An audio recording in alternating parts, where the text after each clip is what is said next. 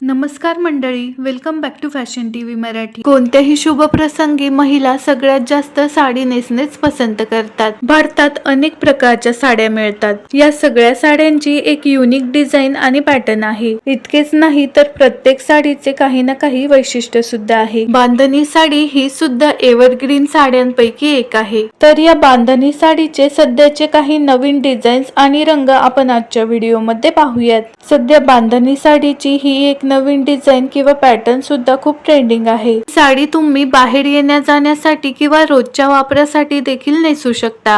आता तर पैठणी साड्यांमध्ये देखील अशा प्रकारचा बांधणी पैठणी हा नवीन प्रकार आला आहे आणि पैठणीच्या या नवीन प्रकाराला सुद्धा महिला पसंती देताना दिसत आहेत। या बांधणी साड्यांचे वैशिष्ट्य म्हणजे या साड्यांचे रंग छान ब्राईट असतात।